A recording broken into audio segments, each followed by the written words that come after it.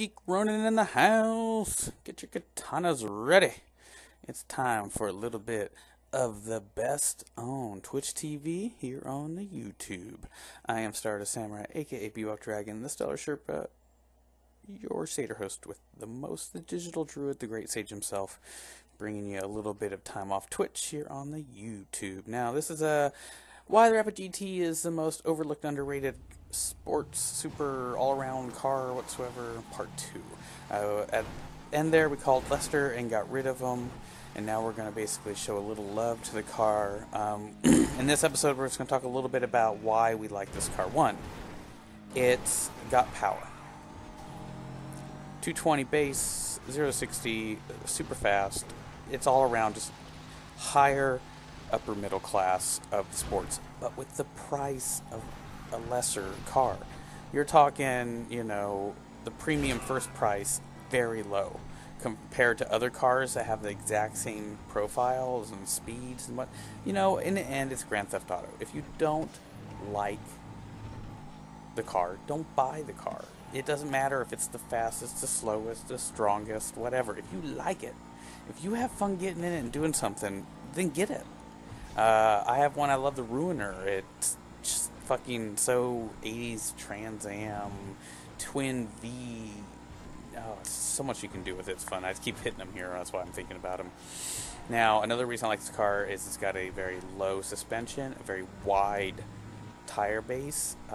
It's not so fast you can't control it. There's no heavy ass. You have to practice. You have to get good. You have to be good at driving. You have to be good at GTA. You have to be good at having your driving at 100, have the car, and then drive it and get used to it. Because you can't drive every car. If you have 20 cars, if you have the most cars possible, you have 21 vehicles. If you have one of the storage cars issues, that's a lot of vehicles. Most people are always going to pick the same sport, the same super, the same muscle, and the same off-road, and the same motorcycle, whether it be off-road version or a paved crotch rocket version, for a race. So when they're doing races, they pretty much only have one super, one sport. So then what it's become? What's your second super, and your second sport, and your second muscle, and your second motorcycle, and your second off-road, or maybe even your third or fourth? If you're like me and have 4 muscle cars, or one time I had 4 motorcycles. Why? Why do you have them? Do you have them because you like to play in free roam with them? Because you like to take them on missions? Because you just want to fill the space and have a vehicle there and you like it? Some people have really gone off of the original year release of this going, I need the best, to, okay, I've got the best super, and I got a secondary. I got the best sport, I got a secondary.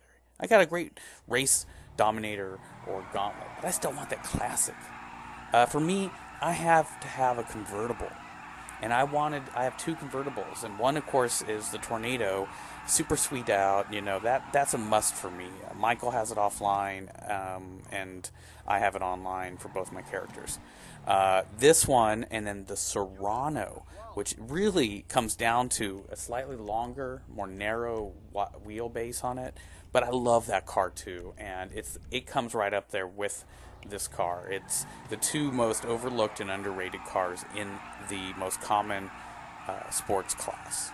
And if you want to go to super, you can't compare this with super. You can't compare this with muscle.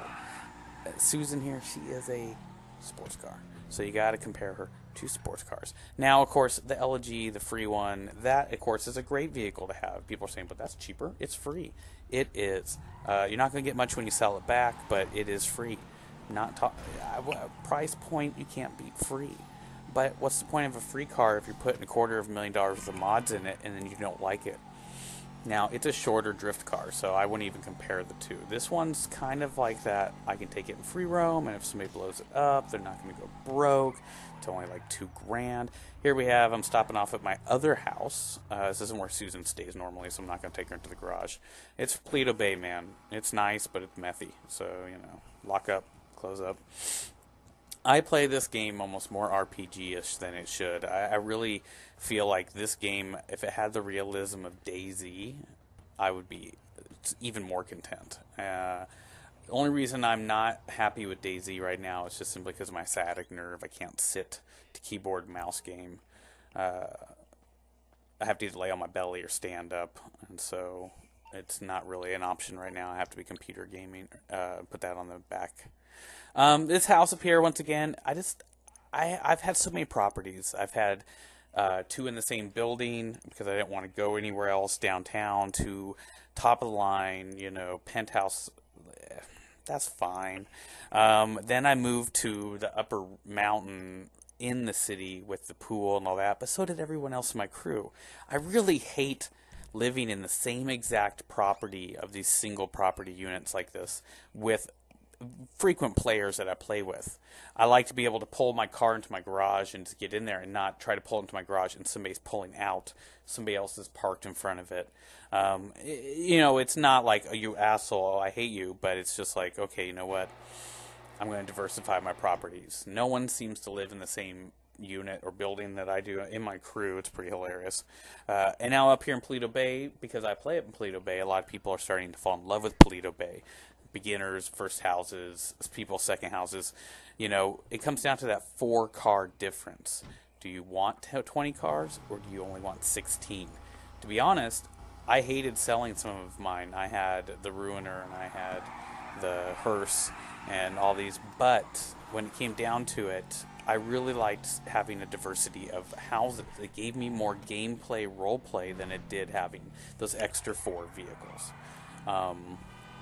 Hopefully down the road, of course, we'll get a third garage we can buy, and I'll probably go back and buy, unless there's some really unique beach house that's like a 6 or 8 car garage, I'll probably buy another 10-car suite penthouse down in the city, because you can only role play so many houses, and then you do want the vehicles back. But another 6, another 8, that's a pretty good amount of vehicles. I'm content with that.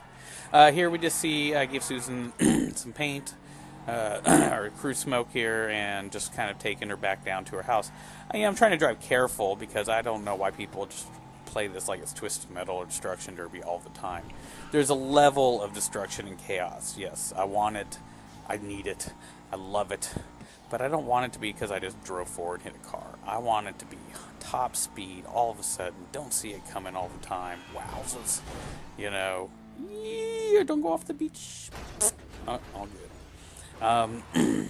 Once again, just kind of, putting her through her paces, Now, if you've got a full set of cars you love, I'm not saying ditch one to buy this car. But if you're an up-and-comer, second character, and you're looking, you don't have a lot of money, but you want a car that can really hold its own in all forms. The only downside to this vehicle, of course, is 2-person. You're not going to get a lot of 4-person or 6-person crew heist jobs out of this. This is you and one other at most, and that's where I split my vehicles down the middle. I have the Buffalo S, legitimately, of course, never cheated, never hacked, never glitched, never duped. For my 4-person fast car for heists and crew, I got the Dubsta. I pretty much split my vehicles down 3 ways. Missions, jobs, heists, racing, and then personal leisure and pleasure. That was completely just me looking over to the sun and not seeing it. But once again, look at the head-on collision. Very little damage. That comes from, of course, the 100% armor, which really helps. But, every vehicle has a different build, has a slightly different chassis, different outside. Those goddamn assholes that cut across the turn. Those are the ones to get you right here. We're going to see I'm just rolling back around to her garage, and that's where this video is going to end. I do another pretty, nice little jump, whatever, but that's bad. I was going to get a hooker, but there wasn't one, and YouTube tends to frown down on that. Of course, you want to see me fuck a hooker every once in a while, occasionally turn on to Twitch TV. You can find me, Stardust Samurai, along with a slew of other amazing gamers, YouTubers, and Twitch streamers on Geek Elite Gaming Network. We bleed geek. Do you? And Dragons of the Black Gaming Guild, established 1976, born in the arcades, bred in the consoles, raised in the birth of the internet and online gaming, and into the Tournament League Legend Series. Wizzy! That was not, of course, a stunt jump. I hold circle. More than first-player perspective driving, which I'm not a huge fan of. I'm glad to see the PS4 finally upped it. I like third-player first player, an action cam kind of makes. I like to do the action cam the best. Of course, tapping circle and holding it is the hardest view when you're driving, which means even better shit when you do it. You get to brag about. Of course, we recently, people ask questions. Yes, you can set your controllers on the PS4 to be first person when you're out of a vehicle and third person when you're in. Pause options, online options, and go from there. You can do a lot of those tweaks here on PS3 as well, including high, low, medium camera range from the end, set the camera, and you can even change your crosshairs. Of course, we never played with auto aim, so we have ours set to free aim. I am Star Samurai, your Satyr host with the most stellar Sherpa, the digital druid, the great sage Bebop Dragon, your Satyr host with the most, taking a little vacay here during the holidays to revamp everything and pump out the YouTube videos. If you want to play and be part of this, of course, you need to go follow us on Twitch TV, join our crews, don't be a cheater or a hacker, and contact us. Make sure you leave some comments down below, send us an email through the channel, whatever it may be. If you're one of my VIPs, MVPs, you know how it already be. Help spread the word, the gospel, keep it going on, and see you in Vinewood, baby. Smell you later.